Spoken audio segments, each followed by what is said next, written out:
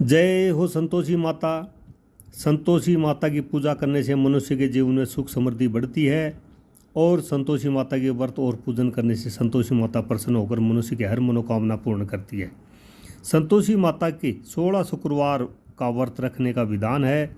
शुक्रवार के दिन कोई भी खट्टी चीज़ न तो घर पर लाएं और नहीं खानी चाहिए। यह संतोषी माता के व्रत का विधान है। तो सुनिए संतोषी माता की कहानी। एक बुढ़िया थी, उसके 7 बेटे थे, 6 कमाने वाले थे और एक कुछ नहीं कमाता था। बुढ़िया 6 की रसोई बनाती, भोजन कराती और उनसे जो कुछ जूठन बचती वो 7 को दे देती। एक दिन वह पत्नी से बोला, देखो मेरी माँ को मुझसे कितना प्रेम है। वह बोली, क्यों नहीं होगा प्रेम, वो आपको सबका जूठा जो खिलाती है।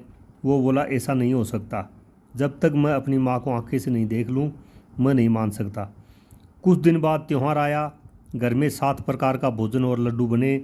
वह जांचने को सिर दर्द का बहाना लेकर के पतला वस्त्र सर पर ओढ़े रसोई घर में सो गया। वह कपड़े में सोकर सब कुछ देखता रहा। सब भाई भोजन करने आए और उसने देखा माँ ने उनके लिए सुंदर आसन बिछाया, हर प्रकार का भोजन रखा और उन्हें बुलाया। वह देखता रहा। जब 6 भाई भोजन करके उठे तो माँ ने उनकी झूठी थालियों से लड्डू के टुकड़े उठाकर एक लड्डू बनाया। जूठन साफ करके बुढ़िया ने उसे पुकारा, बेटा 6 भाई भोजन कर गए, तू कब खाएगा। वो कहने लगा, माँ मुझे भोजन नहीं करना, मैं प्रदेश जा रहा हूँ। माँ ने बोला, कल जाता हुआ आज ही चला जा। वो बोला, आज ही जा रहा हूँ। यह कहकर वह घर से निकल गया। चलते समय पत्नी की याद आ गई। वह गौशाला में कंडे उपले थाप रही थी। वह जाकर बोला, हम जावे परदेश आवेंगे कुछ काल, तुम रहियो संतोष से धर्म अपनो पाल। वह बोली, जाओ पिया आनंद से, हमारो सोच हटाए, राम भरोसे हम रहे, ईश्वर तुम्हें सहाय। 2 निशानी आपन देख धर्म में धीर, सुधी मती हमारी बिरसारियो, रखियो मन गंभीर। वह बोला, मेरे पास तो कुछ भी नहीं है, यह अंगूठी है, सो ले और अपनी कुछ निशानी मुझे भी दे दे। वह बोली, मेरे पास क्या है, यह गोबर भरा हाथ है। यह कहकर उसकी पीठ पर गोबर के हाथ की थाप मार दी। वह चल दिया। चलते चलते दूर देश पहुंचा। वहाँ एक साहूकार की दुकान थी। वह जाकर कहने लगा, भाई मुझे नौकरी पर रख लो। साहूकार को ज़रूरत थी। वह बोला, रह जा। लड़के ने पूछा, तनख्वाह क्या दोगे। साहूकार ने कहा, काम देकर दाम मिलेंगे। अब वह सुबह 7 बजे से 10 बजे तक नौकरी करने लगा। कुछ दिनों में वो सारा काम अच्छे से करने लगा। सेठ ने काम देकर उसे अपना आधे मुनाफे का हिस्सेदार बना दिया। वह कुछ वर्षों में बहुत बड़ा सेठ बन गया और मालिक सारा कारोबार उस पर छोड़कर चला गया।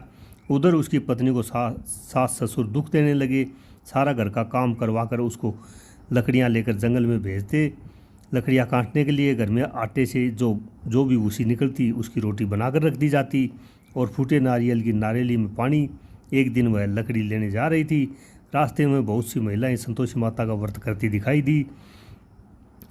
वह वहाँ खड़ी होकर कथा सुनने लगी और उनसे पूछने लगी, बहनों तुम किस देवता का व्रत कर रही हो और करने से आपको इससे क्या फल मिलता है। यदि तुम मुझे इस व्रत का महत्व समझाओ तो मैं भी तुम्हारी बहुत आभारी रहूँगी। तब एक महिला बोली, सुनो यह संतोषी माता का व्रत है, इसे करने से दरिद्रता का नाश होता है और जो कुछ मैं कामना हो मन के अंदर सब संतोषी माता की कृपा से पूरी होती है। वह महिला बोली, 100 आने का गुड़ चना, प्रत्येक शुक्रवार को निरहार रहकर कथा सुना और मनोकामना पूर्ण होने पर उद्यापन करना। शुक्रवार के दिन घर में कहते नहीं आना चाहिए।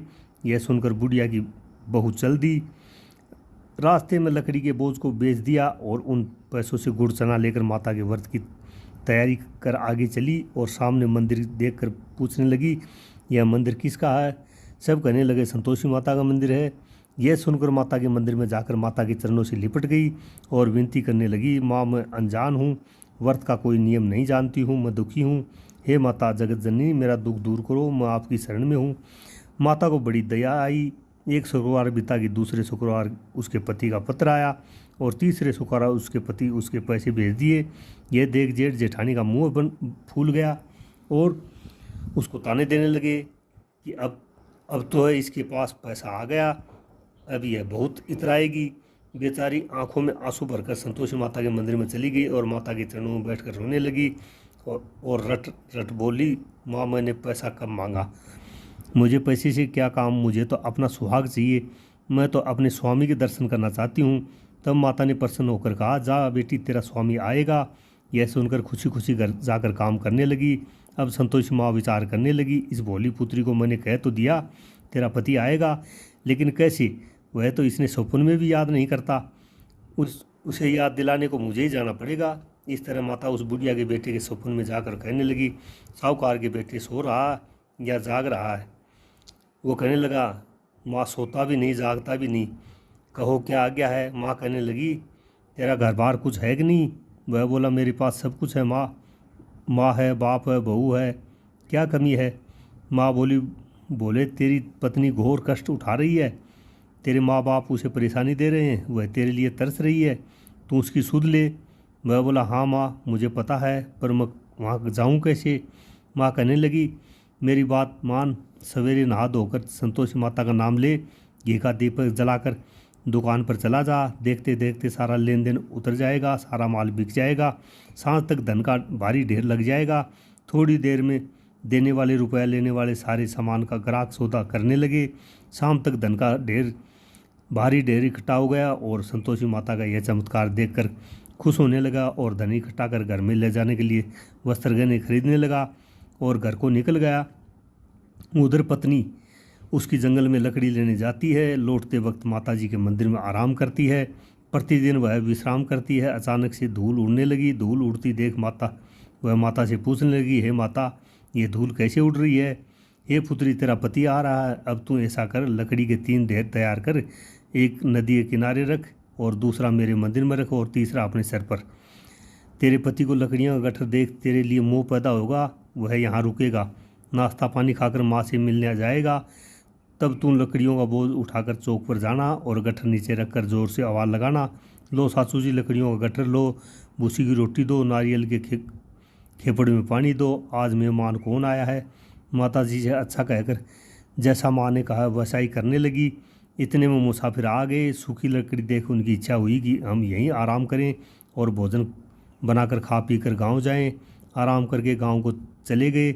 उसी समय सिर पर लकड़ी का गट्ठर लिए वह आती है, लकड़ियों का बोझ आंगन में उतार कर जोर से आवाज़ लगाती है, लो सासू जी लकड़ियों का गट्ठर लो, भूसी की रोटी दो, आज मेहमान कौन आया है। यह सुनकर उसकी माँ बाहर आकर अपने दिए हुए कष्टों को बुलाने के लिए कहती है, बहू ऐसे क्यों कह रही है, तेरा मालिक आया है, आ बैठ भोजन कर, कपड़े गहने पहन।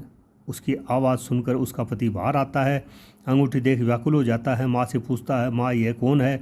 माँ बोली, बेटा ये तेरी बहू है, जब से तू गया है तब से सारे गांव में भटकती फिरती है, घर का काम काज कुछ करती नहीं है, 4 पहर आकर खा जाती है। वह बोला, ठीक है माँ, मैंने इसे भी देखा और तुम्हें भी, अब दूसरे घर की चाबी दो, उसमें रहूँगा। माँ बोली, ठीक है। तब वह दूसरे मकान की तीसरी मंजिल पर कमरा खोलकर सारा सामान जमाया। एक दिन में राजा के महल जैसा ठाट बाट बन गया। अब क्या था, बहू सुख भोगने लगी। इतने में शुक्रवार आया। पति ने कहा, मुझे संतोषी माता के व्रत का उद्यापन करना है। पति बोला, खुशी से कर लो। वह उद्यापन को तैयार करने लगी। जेठानी के लड़कों का भोजन के लिए कहने के लिए गई। उन्होंने कहा, ठीक है, पर पीछे से जेठानी ने बच्चों को कहा कि भोजन के वक्त खटाई मांगना, जिससे उसका उद्यापन भंग हो जाए। लड़के गए, खीर खाकर पेट भर गया, लेकिन खाते ही कहने लगे, हमें खटाई दो, हमने खीर नहीं खानी है। वह कहने लगे, खटाई नहीं दी जाएगी, यह संतोषी माता का प्रसाद है। लड़के उठ खड़े हुए, बोले, पैसा लाओ। बोली बहू कुछ जानती नहीं थी, उसने पैसे दे दिए। लड़के उसी समय इमली लेकर खाने लगे। यह देखकर बहू पर माताजी ने गुस्सा किया। राजा की दूत उसके पति को पकड़ कर ले गए। जेठ जेठानी कहने लगी, लूट लूट कर धन लाया है, अब पता लगेगा जब जेल की मार खाएगा। बहू से यह सहन नहीं हुआ, रोती हुई मंदिर गई। कहने लगी, हे माता, यह क्या किया। हंसाकर अब भक्तों को रुलाने लगी। माता बोली, बेटी तूने उद्यापन करके मेरा व्रत भंग किया है। वह कहने लगी, माता मैंने क्या अपराध किया है, मैंने भूल से लड़कों को पैसे दिए थे, मुझे क्षमा करो, मैं फिर तुम्हारा उद्यापन करूंगी।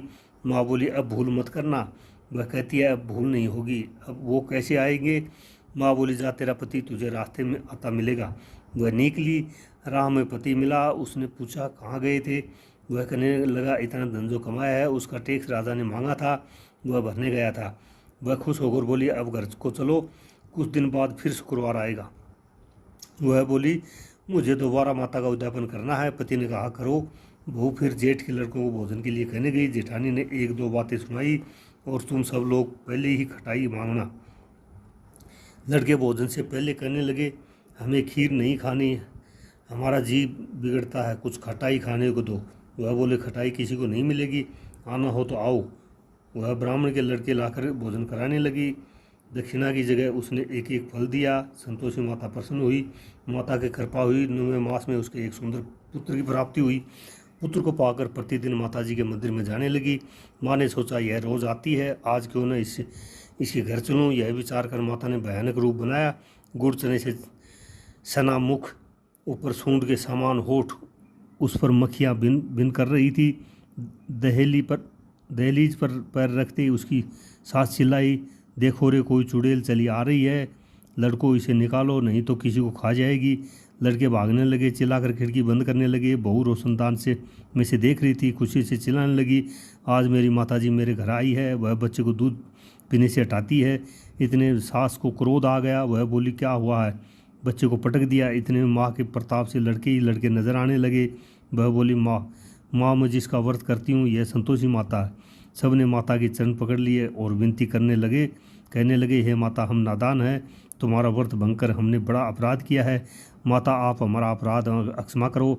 इस प्रकार माता प्रसन्न हुई। बहू को प्रसन्न हो, जैसा फल दिया वैसा माता सबको दे, जो पढ़े उसका मनोरथ पूर्ण हो। बोलो संतोषी माता की जय। जो भी कहानी सुन रहे हैं उनसे सभी से अनुरोध है, अगर आपको कहानी अच्छी लगी है तो लाइक करें, शेयर करें, सब्सक्राइब करें और कमेंट बॉक्स में जय माता की, जय हो संतोषी माता की अवश्य लिखें। जय हो संतोषी माता।